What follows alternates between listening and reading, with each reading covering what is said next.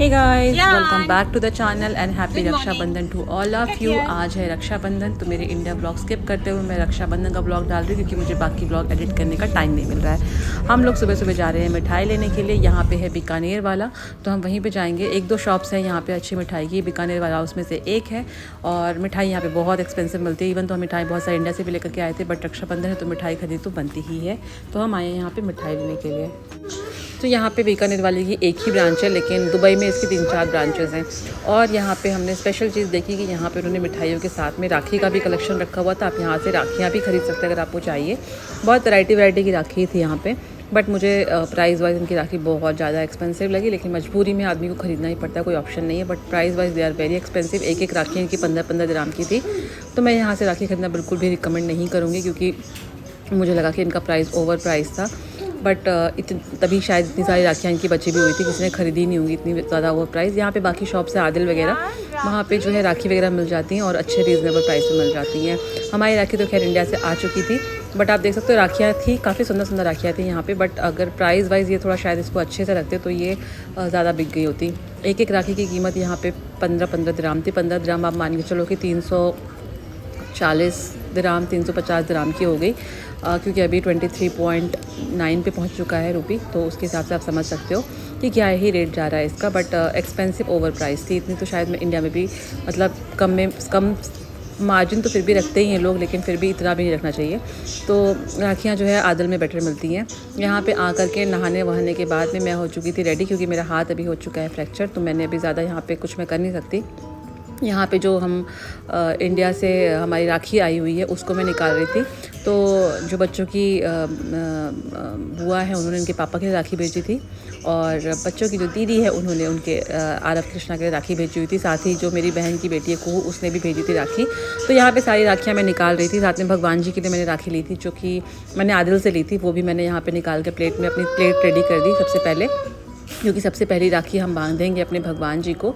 और साथ में टीका और चंदन जो है उस पैकेट में ही आया हुआ था जो इंडिया से राखी आई हुई थी, तो हमने वही वाला यूज़ कर लिया। बाकी जो मिठाई बीकानेर वाला से लाए थे, आरव को लड्डू और पेड़ा 2 चीज़ें बहुत पसंद है, तो हमने लड्डू और पेड़ा ही लिया था। ज़्यादा नहीं लिया था मिठाई, क्योंकि इंडिया से मिठाई बहुत सारी आई हुई थी। तो फिर हमने कहा कि ज़्यादा कुछ लेकर के फ़ायदा नहीं है वेस्ट करके, क्योंकि मिठाइयाँ बहुत सारी पड़ी हुई थी हमारे पास में।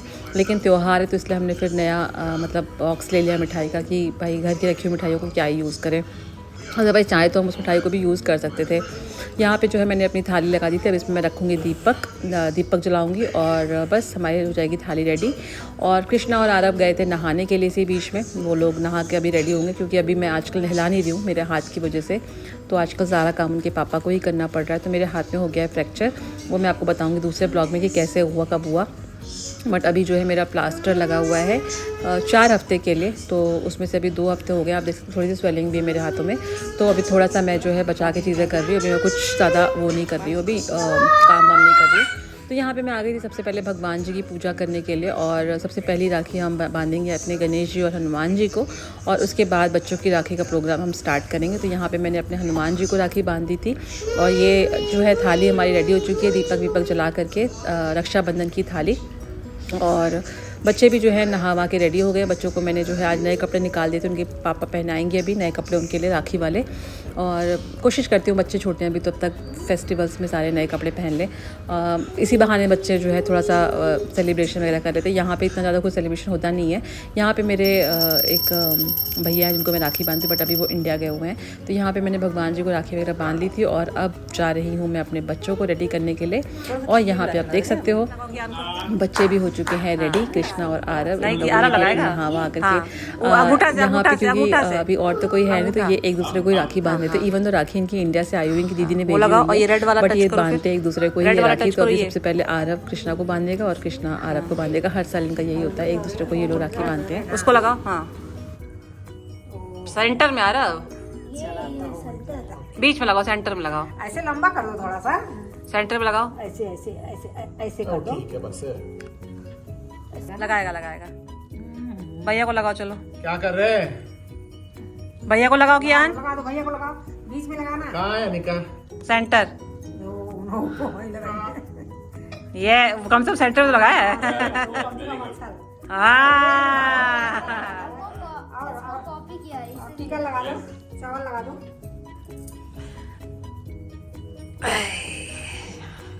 सो गाइस साथ ही साथ हमने जो है वीडियो कॉल भी चालू कर दिया था ताकि इंडिया से See जो your brother, है sir. वीडियो कॉल के थ्रू राखी। राखी का फेस्टिवल हम लोग सेलिब्रेट कर सकें।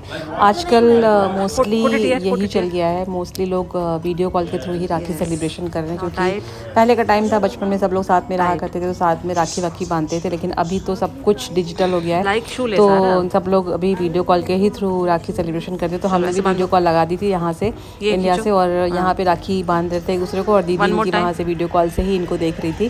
तो इस तरीके से सेलिब्रेशन हम लोगों ने किया। कौन कौन इस तरीके से करता है कमेंट सेक्शन में ज़रूर करिएगा। वीडियो कॉल के थ्रू राखी किसने किसने मनाई इस साल।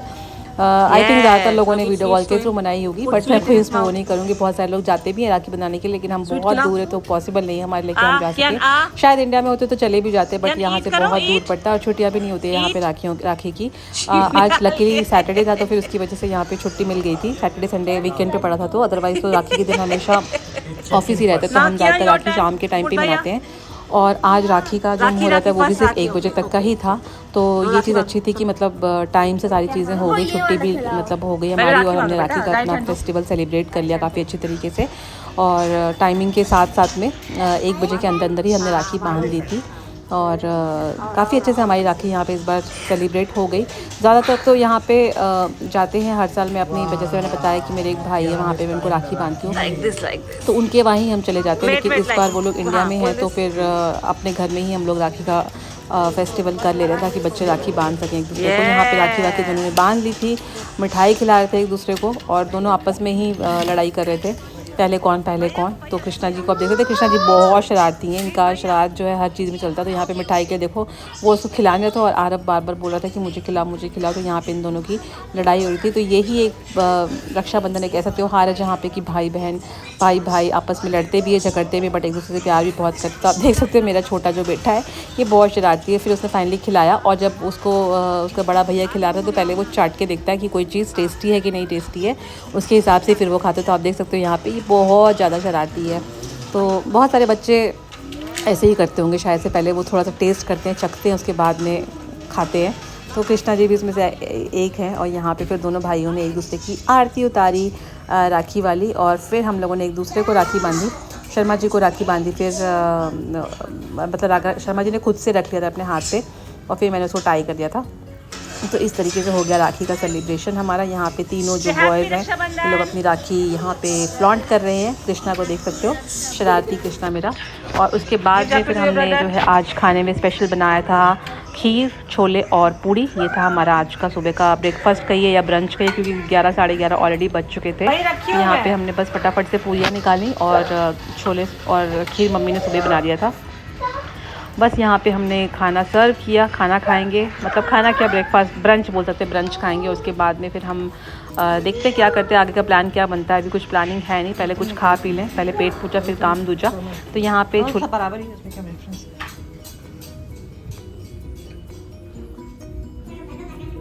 अरे मैट नहीं बिछाया हो।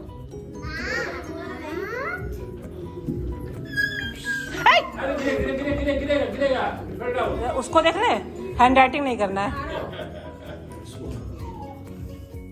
सो गाइस अपना ब्रेकफास्ट लंच दोनों कंबाइन हमने ब्रंच करने के बाद हमारा प्लान बना कि हम चलेंगे दुबई टेंपल के लिए, क्योंकि आज त्यौहार। तो हमने कहा चलो आज छुट्टी भी है, त्यौहार भी है, चल के मंदिर दर्शन कराते हैं। पहले प्लान था अबू धाबी मंदिर जाने का, लेकिन अबू धाबी मंदिर में बहुत चलना होता है, बहुत गर्मी भी होती है वहाँ पे। तो उसकी वजह से हमने प्लान किया कि दुबई मंदिर में जाएं, क्योंकि वहाँ पे बेसमेंट से ही पार्किंग मिल जाती है और आप ऊपर मंदिर तक जा सकते हो। तो हम चले गए यहाँ से दुबई मंदिर।